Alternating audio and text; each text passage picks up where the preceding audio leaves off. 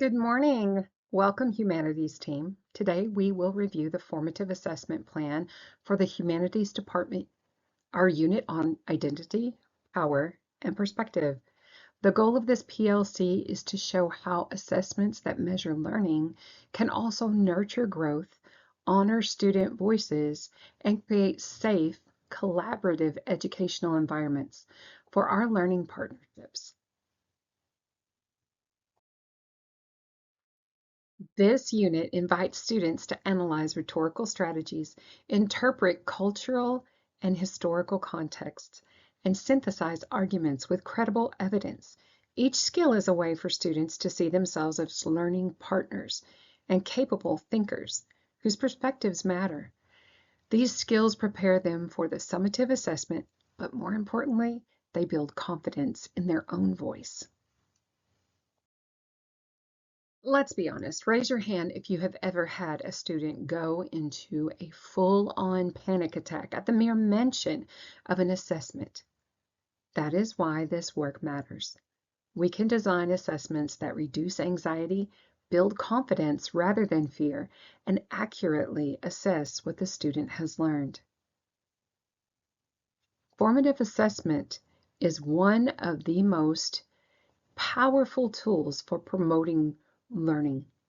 It allows us to monitor student progress, identify misconceptions early, and adapt instruction so students feel supported rather than judged.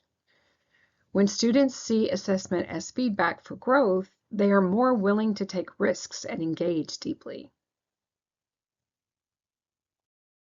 Here is a snapshot of the formative assessment matrix.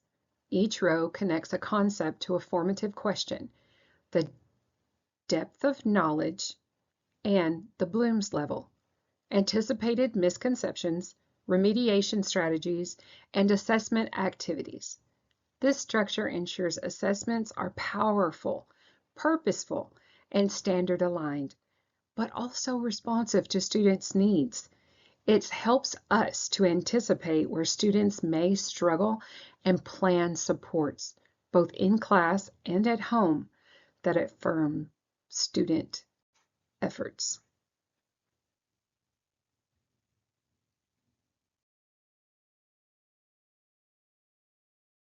Argument synthesis. Now, one current misconception in argument synthesis is that all sources are equally credible. If only so. To address this, we use a credibility checklist that guides students in evaluating authority, evidence, and bias. This activity is a tool for students to empower them, helping them learn that their voices are stronger when grounded in credible evidence. The students take away a critical life skill and the knowledge needed to participate in scholarly and civic conversations with confidence. All right, team, before we dive into peer review, let's set some ground rules. Raise your hand if you've ever had to de-escalate a heated conversation during a think, pair, share, or peer review. I see those hands. Now keep them up if an administrator walked through at that exact moment. No? Me. That's precisely why we begin peer review by clarifying the learning intentions and success criteria, so students know exactly what they're working toward and how feedback will help them get to their academic goals. Here's the plan.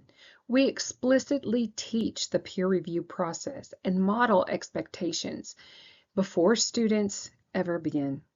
Peer reviewers are expected to read their peers' work carefully, without interruption, and to focus on the writing rather than the individual. Feedback should always be balanced, one clear strength and one thoughtful suggestion for improvement, and delivered with respectful, supportive language. Reviewers are encouraged to ask clarifying questions that spark deeper thinking and help refine ideas.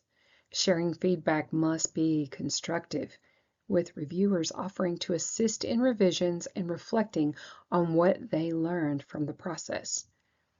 These procedures ensure peer review strengthens drafts while also building collaboration, trust, and growth among learners. This process trains students to notice strengths, identify gaps, and connect feedback to academic goals, such as credibility, clarity, and logical reasoning. The product of peer review is more than a checklist. It's actionable comments and a revision plan that shows how the writer will use feedback to improve. Peer-to-peer review functions as a formative assessment tool. It provides immediate evidence of learning, empowers students to revise with purpose, and builds confidence in their voices. When students commit to these standards, peer review becomes more than just an exercise. It cultivates a classroom culture of respect, collaboration, and growth. Why are digital assessments important to formative assessments? Don't we have enough tech to deal with? I know technology is everywhere, but digital assessments aren't about replacing the teacher. They're about making your job easier. We all know digital assessments come with challenges. Equitable access to devices, reliance on automation, and accountable digital citizenship are real issues that education and educational partnerships must acknowledge. We must make time in our lesson planning to teach responsible technology use. Digital citizenship is not optional. It is embedded in the TEKS, and it's a life skill. Instruction should guide and model how students apply digital tools ethically, safely, and thoughtfully, so that technology supports both learning and collaboration. Now, digital assessments take the heavy lifting off teachers. Instead of spending hours grading, educators receive instant feedback that pinpoints where students are struggling, succeeding, or ready for enrichment. This streamlines remediation and allows instruction to be adjusted in the moment, consistent with research, showing that timely feedback is central to the effective formative assessment.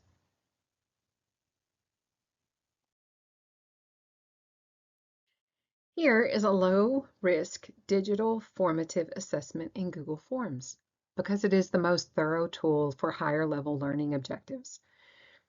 The assessment intentionally moves students through Bloom's levels, beginning with understanding, claim and counterclaim, then applying that knowledge in context, evaluating the credibility of sources, and finally creating a complete argument. In terms of depth of knowledge, it progresses from level 2 skills to level 4 extended thinking, ensuring rigor and alignment with higher order objectives. This design reflects research on how technology supports complex forms of learning and the importance of formative assessments. After submission, students immediately see a model outline and targeted feedback. This timely response builds trust, reinforces the student-teacher learning partnership, and helps students feel empowered and supported, while also giving them an in-class opportunity to ask questions and apply feedback to revise their work. High schoolers are more engaged when lessons incorporate interactive quizzes, polls, and games, which tap into the playful, curious part of their childhood while meeting them where they are right now in their learning journey. Technology has become a comforting, universal language that keeps them involved, while the tools themselves allow educators to mix question types, add accessibility features, and tailor assessments to diverse needs. Although challenges exist, overall digital assessments make formative assessments more meaningful, more responsive, and more student-centered.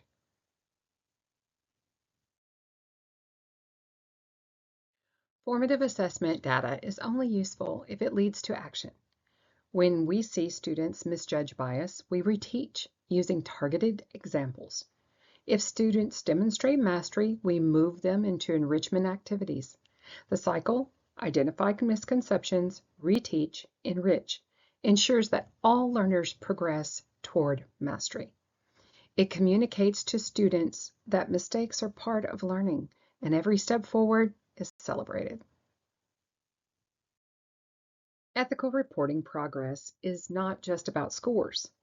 It is about building trust within the learning partnership by sharing rubric-based feedback with students and families, by systematically contextualizing scores with strengths and next steps for all.